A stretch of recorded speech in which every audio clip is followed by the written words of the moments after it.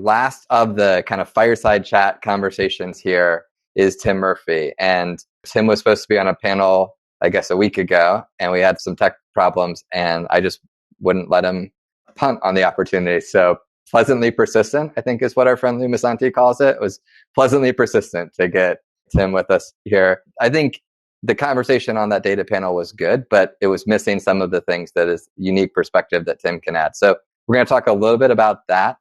Plus, I think more generally, just kind of business model transformation over the next 20 minutes. Let me just kind of quickly set up Tim's background. So Tim currently leads the One SRC Services group within Philips Sleep and Respiratory Care. The interesting thing to me about that is he's really got a bunch of different business models within that, right? So he's got clinical and business management applications, he's got SaaS solutions, and then he's got these sort of database products, if you will, the kind of data analytics and data sharing services. Tim's been at Philips and then before that, Respironics for 27 years. So he's, I think, seen that model evolve, and he's also a great contributor in the community as well. He's been a great friend to Carnegie Mellon in the Corporate Startup Lab, but he's also on the board of the March of Dimes for the Western Pennsylvania region. So just a cool guy. I would also say Tim is one of these people that, like, when we were starting to think about CSL, maybe more than he even wanted, but we kind of come bother him and ask him questions. He spent a couple hours with myself, Matt, and Albert sketching ideas on a whiteboard, and a lot of that stuff ended up being things that later became solutions in CSL and things like that. So just really great to have him here. Tim, I want to start with this suite of products that you're responsible for, right? You've got these analytics products and data sharing products. You've got these kind of more classic SaaS offerings. How do you think about managing those businesses as being kind of similar and different? Well, it's an interesting question. And to some extent, we're coming up our own maturity curve, because I think you kind of start very much in just being kind of like an Internet of medical things, kind of connected devices in the home, feeding information, that information being kind of available in some very kind of primitive dashboards, to our customers, which are primarily physicians and home care clinicians. And so you start to get very focused on getting really good at moving data from machine to, let's say, application, and then maturing that from a desktop orientation to a cloud. And then you'd say, okay, the next evolution is you start to bite up and say, well, now I really got to make that user experience and the experience of those constituents very valuable. And so you really have to be starting to think about really getting good at use case scenario understanding, and who are you building this for and what value? Because I think the thing we would challenge, we can do a lot of featuring, as we would call, but it doesn't really translate to value for the customer. And then what we found is then the forest gets more crowded. Other animals start to enter and other players start to enter to serve those same constituents. And now you've got to really be good at that interoperability, that ability to move and work with other applications in the forest. And so you really have to come up with a maturity curve there. And then lastly, what you're hoping to is over that evolution, you start to really gain insights to really some critical data that you can harvest and create kind of meaningful information that further informs intervention, both reactive and preventative clinical interventions that really not only achieve certain clinical aspects, but really achieve business aspects. Because in healthcare, a lot of the focus, of course, is delivering a good clinical outcome, but much of the information that we kind of convey, especially in certain disease states like obstructive sleep apnea, in certain countries around the world, is integral to allowing the home care provider to be paid. And so you really have to understand how to create meaningful harvesting of those analytics to produce ways to make that process very efficient from a clinical perspective, but very effective from a payment perspective. And so I look at it and say, hey, you start here and you end here, and then you've got to be good at kind of managing that entirety, because in the end, it's not the parts that people value, it's the entirety that they value. Yeah. How do you think the fact that you're kind of also, I don't know if you agree with this characteristic, but I kind of think of you as like the software guy inside the device company. Like, how do you think that influences some of these issues as well? Well, yeah, we've talked a lot about this, Sean, kind of going in, with Philips SRC going from a very product-based company, and it still is a highly product-oriented company because it needs to be. But what really has happened is now that we've kind of moved up the maturity curve, and the product company now thinks about software. And I think the challenge now is when you think about software, you've got to think about that value. What are we really solving? We're going through kind of a requirements in a planning process for next year, and we have enough work keep us busy for 3 years. Right. But I'm saying, where's the value creation of that solution? And so I think the company, Philips SRC, has really matured up the software curve. But I think we're at the point where we got to get those people to move from feature and experts to kind of solution and benefit and value experts. And then encompassing that the product and the solution now are something that's the offering now. And the good news is, if you listen to our customers, they're pulling us there probably faster and better than we can. Because when you go and talk to them now, where 5-10 years ago, they would talk about the product and what they want the product to do. Now they come to it with a lens that says, really what I'm trying to achieve is I need to be able to look at this many patients in an hour. And I need to find out which ones I want to look at first and last. How can you help me do that? And so they pull you along, and we've been lucky enough to be pulled along pretty aggressively by our customers. Where we're still moving up the maturity curve is really now complementing that software as a service with human services, where some of our customers need help in actually managing their patients utilizing the software. So they're outsourcing the clinical management aspects. And to some extent, I view that's the new frontier for kind of Philips SRC, is to be more comfortable and move up the maturity curve and understanding how to add value-added human and technology services on top of the core software as a service offering. Kerry Holly from Optimated Healthcare spoke this morning, and he was talking about ambient intelligence and how sort of wearables are going to help us move from what he called, you've heard this saying a lot, but like move from sick care to healthcare, right? Where like all of a sudden these wearables allow you to deliver those new areas of value. And it strikes me that a company like Philips that brings this kind of deep science to a lot of the problems they're trying to solve, but I think also knows you've been sort of a wearable company for a long time, right? With the masks and things like that. It strikes me as like there's pieces of this that you guys probably know better than a lot of the other players in the market, you guys being maybe the Respironics legacy part of Philips there. But I also suspect that there's been a maturing in terms of how the company thinks about data, right? And the value of data, how to use that data, how to derive insights from that data. How do you think that companies change their impressions of that over the 27 years you've been there? Well, I think the biggest transformation is, we focus, because we're a clinically oriented company, we focus a lot on clinical intensity. Like if we could do this, if we did more of that, that would be better. And I think we got very good at kind of layering on clinical intensity at the expense of, hey, what are we really trying to affect here? And in our world, especially when you get to the lower acuity, more quality of life kind of disease states like obstructive sleep apnea versus someone who's really in a chronic life support acute care home ventilator situation, you're really looking at behavior modification. That's the key element. So what data, what information, and how do you position that data to really affect behavior modification? Because if you can do that, then you effectively allow the patient to have the greatest chance of success on the therapy, which is good for the patient and really good for the profit pools of the people involved in here. So I think the value of the data that we've learned is, does that data really elicit a behavior change in the actual patient? And does the value of that data help the healthcare constituent spend their time on the patients that they think have the greatest chance at responding to an intervention? And we've done some unique things where, through harvesting some data, we actually kind of ordered the patients to contact in a way that we know that the patients at the top of the list will respond more positively to an intervention than the patient at the bottom list. So if you have 8 hours in your day and you want to have the greatest effect on your patient population, you would call and contact and work with the patients in this order, because those patients exhibit the behaviors that say they will respond to the intervention. And so the value of the data you're harvesting is providing you an efficient way to contact patients, versus you could come in and say, there's a list, it's in alphabetical order, they all have the same problem. I could be talking to Sean and he says, hey, no matter what you tell me, I'm not going to change. Whereas I could have been spending time talking to Tim and he would have responded, and that would have been a better use of our clinical intervention time that we have today. Yeah. Actually kind of builds on some other things Kerry was talking about this morning too, around the data of the patient. It's just kind of interestingly synergistic, these two talks. I guess beyond healthcare for a moment, there's a lot of people leading innovation in a bunch of different verticals here. And we'll get back to healthcare in a minute, but I think you've done a great job doing what I would call business model transformation within Philips, right? Like in many ways, educating the company on different revenue models.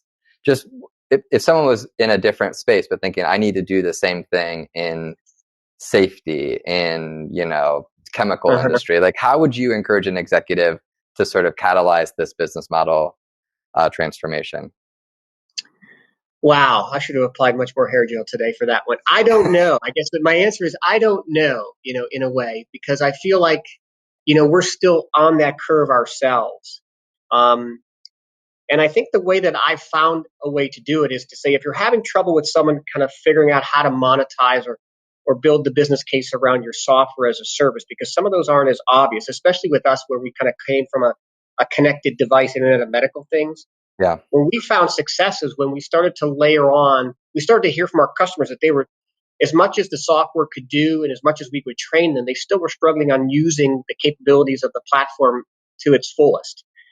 And they were also struggling with just scaling. They wanted to move into a new part of the country. They were taking on a different insurance carrier.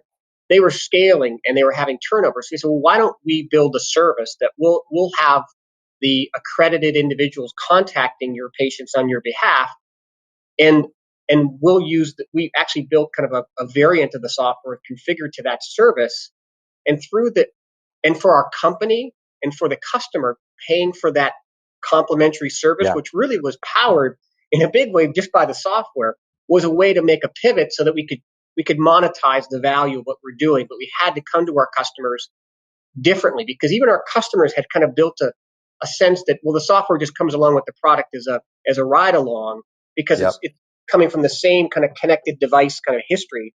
But when we said, oh, but what about if we added this service? Oh, yeah, we'll pay for that. But really, it really was just us overlaying other technology, automation, and human talent on top of the software, and they were willing to compensate us for that. So I think Yeah. sometimes you have to look for another lens versus moving your company or even moving your customers, through a lens that maybe there's just too much history. And and then when you move there, you can come back to that. And now we're coming back to that. And we're actually implementing kind of chargeable modules within the software, because now we're saying, hey, you saw how we used it. Now we're going to give you kind of a do-it-yourself version of that inside the software. Would you be interested in acquiring that? They say, yeah, because you got these great results. And if you can put that in the software and we can do it, we'll now pay for it. That's awesome. It's interesting how many sort of device companies have that story of, oh, we gave the software away for free, and then we realized, like, oh, we've got to change. I mean, Gustavo at MSA has a very similar story, right? It was like the software is the thing that came along with the gas detector, because that's how Right. you configured it, and then all of a sudden now there's like value around that. So I'd also like to just have you talk about, outside of that, just building teams, because you've built some pretty remarkable teams. I mean, I've gotten to know a lot of the folks that work for you over Yep. the years. I don't know if it's a knack for recruiting or if it's a sales pitch or what it is, but how do you think about attracting and retaining folks to come work for you? Yeah, I think, in Sean, I think first of all, Pittsburgh's helped us. Being proximate to things like Carnegie Mellon, being proximate to what's actually just happening organically and very genuinely in Pittsburgh has helped us a lot. Yeah. We could be a lot of other places in the country and probably not have that foundation to help us, and that foundation has kind of evolved, very quickly along with us. And then I think the second thing we did is we had a natural inflection point. We were moving from a very old tech stack, a very old kind of cloud-based infrastructure, at the same time that Philips was really kind of moving forward with its own kind of health suite digital platform. And so the confluence of those elements had us making significant technology stack changes. And Yeah. when you make those changes and you're moving to more cutting edge technology stack items, it's amazing. People say, I want to come work on that stuff because I want to gain experience in that environment. And if you have a mission where you're working for a health tech company that's really trying to help people, I think you people say, hey, I like that because I like the technology stack development opportunity for me. I like working in a company that's really out there trying to assist people with acute and chronic conditions. And it just so happens that it's a pretty nice place to work, and you have a kind of a flywheel of, hey, a like-minded people in a good environment. And so I think all those things helped us, and I think each of them were a factor. The Pittsburgh factor, the pivot factor that we had a great timing on, and then lastly, I think we run a pretty good organization, and I think people that are valued where we work. Yeah, I think that's true. I think I wouldn't underestimate the third piece of that too, and I think people could learn a lot from you on that. Yeah, I've got a little bit emotional about the Pittsburgh side. I just think it's a good place. I just think we're in a good place here. Yeah, I agree, and I think some of the stuff Luz and Kevin are doing around sort of the ecosystem of talent here, like it's broader than just Duolingo, although Duolingo helps. It's broader than just Google Pittsburgh, right? It's also Bosch and Philips and Mm. Optum and these other companies as well. And there is synergy there with the universities. I think that's Yep. pretty cool.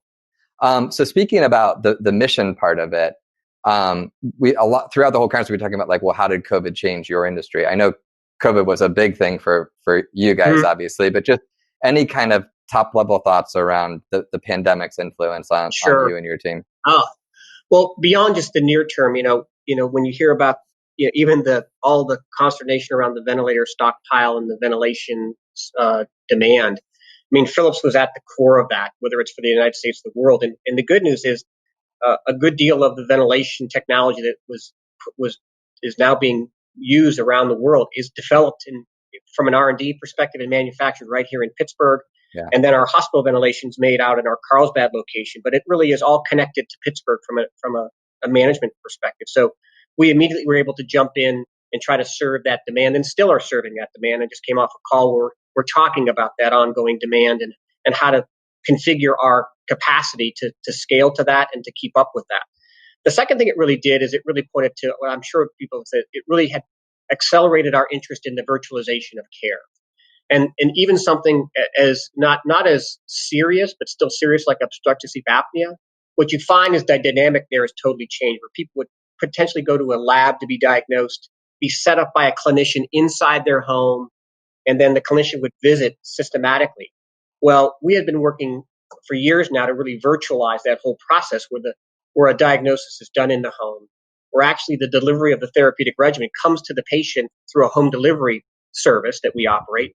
And we can virtually set the patient up using interaction and technology. And then because we've had this long experience in kind of cloud monitoring and cloud management of patients through the software and through our service, we're managing patients virtually today. So it really has accelerated the investment we're making to scale and even make more elegant that virtualization of care from assessment right on through long-term management, even in something like obstructive sleep apnea.